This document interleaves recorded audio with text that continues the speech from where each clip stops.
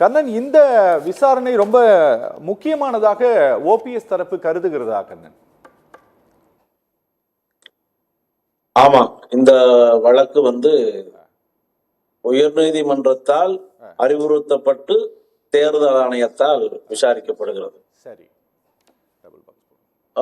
சின்னத்தை ஒரு வழக்கு பொதுச் செயலாளர், ஒருங்கிணைப்பாளர், இணை ஒருங்கிணைப்பாளர், பொதுச் செயலாளர் தேர்வு, ஒருங்கிணைப்பாளர்கள் இருக்கிறார்களா இல்லையா என்பதெல்லாம் சிவில் நீதிமன்றத்தில் வழக்கு நிலுவையில் இருக்கும் போது ஒரு தரப்பிற்கு மட்டும் எப்படி சின்னத்தை கொடுக்கிறீர்கள் என்று கேட்டுத்தான் சூரியமூர்த்தி உட்பட ஓபி ரவீந்திரநாத், புகழேந்தி, கே.சி. பழனிசாமி போன்றவர்கள் வழக்கை தேர்தல் ஆணையத்திலும் நீதிமன்றங்களிலும் தொடுத்தார்கள். அதன் அடிப்படையில் தான் இப்பொழுது இந்த வழக்கு வருது. இதற்கு தேர்தல் ஆணையம் விசாரிப்பதற்கு இடைக்கால தடையும் பழனிசாமி வாங்கியிருந்தார். சரி.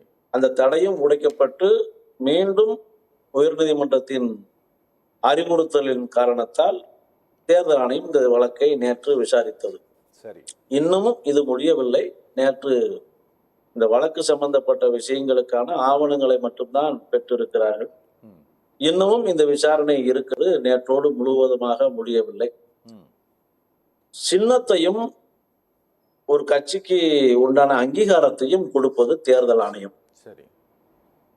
உட்கட்சி விவகாரங்களில் இதுவரைக்கும் ஏற்பட்டிருக்கிற எந்த உட்கட்சி விவகாரமா இருந்தாலும் அந்த உட்கட்சி விவகாரங்களில் தலையிட்டு எந்த தரப்பு உண்மையான தரப்பு, எந்த தரப்புக்கு கொடுக்க வேண்டும் என்பதையெல்லாம் பலவாறாக அலசி ஆராய்ந்துதான் தேர்தல் ஆணையம் அதனுடைய நிர்வாகம் செய்திருக்கிறது.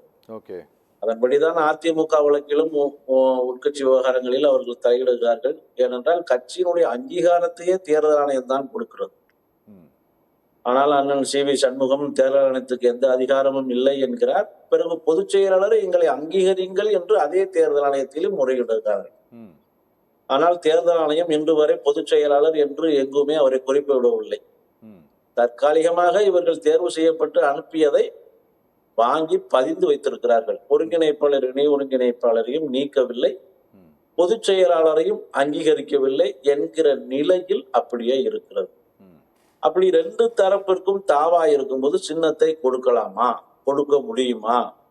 சின்னத்தை பேரா 15ல தேர்தல் ஆணையத்துக்கு பொது அதிகாரம் இருக்கிறது என்பதை தேர்தல் ஆணைய சின்னங்கள் சட்டம் சொல்லுகிறது. அதன் அடிப்படையில் தான் இந்த வழக்கு விசாரிக்கப்பட வேண்டும் என்று உயர்நீதிமன்றம் கருதி இருக்கிறது. அதன் அடிப்படையில் தான் இப்பொழுது தேர்தல் ஆணையம் விசாரிக்கிறது.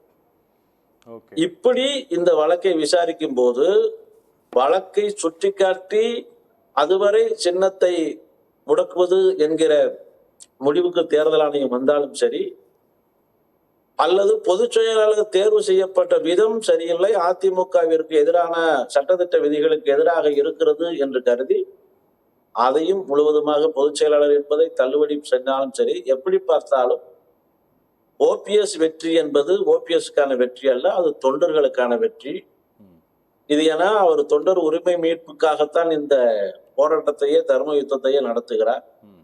அதனால அதிமுக மீட்கப்பட வேண்டும், மறுபடியும் தொண்டர்களுக்கான கழகமாக மாற்றப்பட வேண்டும் என்பதுதான் நோக்கம். அதற்காகத்தான் இந்த நீதிமன்ற வழக்கும் தர்ம யுத்த நிகழ்வும். ஒரு ஒரு கூட்டணி அறிவிப்பே 2026க்கான ஒரு முடிவே அந்த பார்ட்டியால் எட்டப்பட்டு விட்டது. நீங்கள் எல்லாரும் ஒன்றாருங்கன்னு சொன்ன ஒரு பார்ட்டி அவங்களோட திரு இபிஎஸோடு கரம் கோர்த்து கை தூக்கிட்டு நாங்கள் தேர்தலை சந்திக்க போகிறோம், இவர் தலைமையில் தான் அப்படின்ட்டெல்லாம் சொன்ன பிறகும் கூட நீங்கள் திரும்பவும் கடந்த முறை ஓபிஎஸ் தனியாக ஒரு பலாப்பழ சின்னத்தில் நின்று சுயேட்சையாக நின்று பிஜேபி கூட்டணியில் போட்டியிட்ட பிறகும் கூட திரும்பவும் நீங்கள் இந்த ஃபைட்டை தொடர்ந்து நடத்தி கொண்டு இருப்பதற்கு என்ன காரணம்? வேண்டும் என்பதுதான் நோக்கம். காரணம் என்ன வேணும்? பாஜகவுடன் கூட்டணி வைத்து விடுவதற்காக இந்த போராட்டமும் இல்லை, இந்த தர்ம யுத்தமும் இல்லை. பாஜகவுடன் கூட்டணி என்பது திமுக காங்கிரஸ் கூட்டணியை எதிர்ப்பதற்காக பாஜகவுடன் போக வேண்டிய தேவை இருக்கிறது, அவ்வளவுதான். சரி. பாஜகவுடன் ரொம்ப நெருங்கி வேண்டும், நெருங்கி பழக வேண்டும் என்பதற்கு எதுக்கு கூட்டணி? அதல்ல, இந்த போராட்டம் பலாப்பழ சின்னத்தில் சுயேட்சையில் நிற்க வேண்டிய கட்டாய தேவை ஏற்பட்டது. அன்றைக்கு சின்னம் இல்லை, கொடி இல்லை. அதற்கும் பழனிசாமி தீர்ப்பை வாங்கி வைத்துக் கொண்டிருந்தார். அதனால் வேறு வழி இல்லாமல் இந்த சுயேட்சை சின்னத்தில் போராட வேண்டியிருந்தது. ஏனென்றால் புரட்சி தலைவி அம்மா அவர்கள் 89 சுயேட்சை சின்னமான சேவல் சின்னத்தில் போராடி வெற்றி பெற்றுத்தானே அதிமுகவை மீட்டார். புரட்சி தலைவர் எம்ஜிஆரும் திமுகவிலிருந்து வெளியேற்றப்பட்ட பிறகு இரட்டலைங்கிற சுயேட்சை சின்னத்தில் தானே போட்டியிட்டு மீண்டும் வெற்றி பெற்றார். அதனால் அரசியலில் போராட வேண்டும் என்றால், போராடி வெற்றியை பெற வேண்டும் என்றால், இந்த மாதிரி இடையில் ஏற்படுகிற இடர்பாடுகளையும் பொறுத்து கொண்டுதான் ஆக வேண்டும். அதை சந்திக்கவும் சமாளிக்கவும் நம்மளுக்கு தைரியமும் தெம்பும் இருக்கிறது. அதனால் அதிமுகவை மீட்பதுதான் நோக்கமே ஒழிய பாஜகவுடன் கூட்டணி வைப்பது நோக்கமல்ல. கூட்டணிங்கிறது வெற்றிக்காக. அதிமுகவை வெற்றி பெற வைப்பதற்கும் அதிமுகவை மீட்பதற்கும் பாஜகவிற்கும் இந்த கூட்டணிக்கும் சம்பந்தமில்லை. Okay okay okay